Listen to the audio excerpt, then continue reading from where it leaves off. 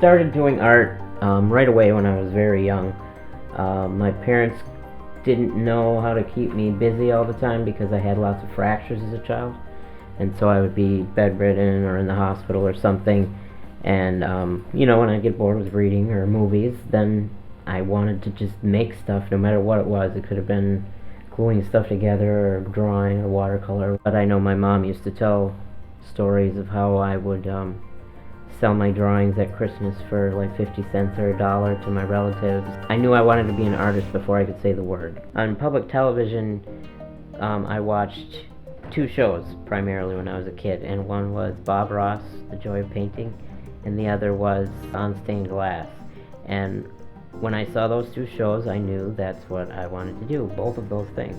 I went to school at UW-Oshkosh, and I had a major in drawing, painting, and sculpture.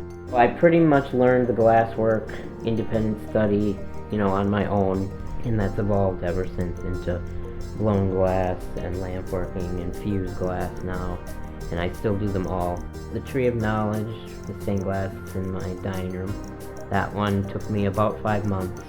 It's my largest stained glass I've ever done, and it has about 2,300 pieces of glass in it. One of my favorites has to be glass blowing with a torch or lamp working, and I make all different types of things with that.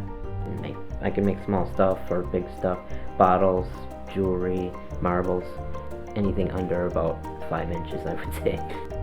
And the piece that I made actually going to be an oil lamp that'll stand like a candle, and I have to make each piece individually, each section of it, and then fuse it together in the end, and then you can put a wick in the top and light it like a candle.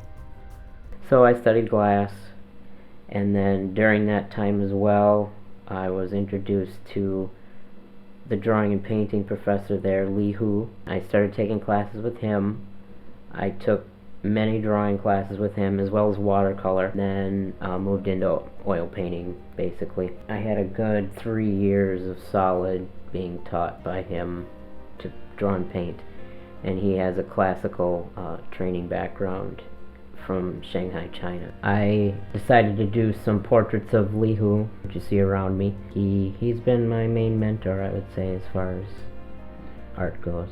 Really, one of the paintings that I did of Lee, I entered into a show in Appleton at the Trout Museum, and I won Best of Show with it. He was able to be there, which was really awesome, right when I found out I won. It was really a great night, actually. I'm always working on my technique and skill, trying to improve my quality, try new things. I really like to experiment with different techniques in painting and glass and anything.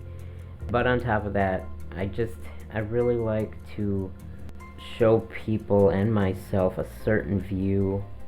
I just want to remind people that life isn't always about the boring and the mundane, and it can be beautiful even if it isn't necessarily super exciting, although I do like to add as much drama into my art as I can, even if it's just with the lighting or the atmosphere I'm trying to create.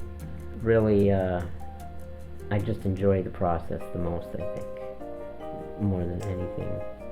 I was told that my portraits show more than just the person, but the way that I feel about them, even.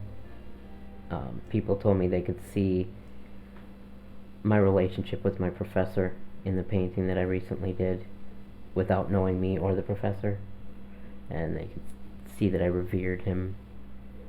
So that was a big compliment to me, because it's about more than just capturing someone's likeness, but capturing some emotion or something deeper.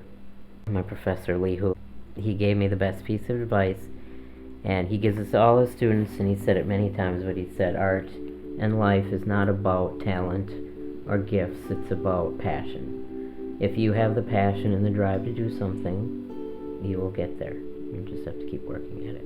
And that's really what my biggest lesson has been to this date, because I just keep doing it. I'm not exactly where I want to be yet, but I know that if I just don't stop, I'll get there.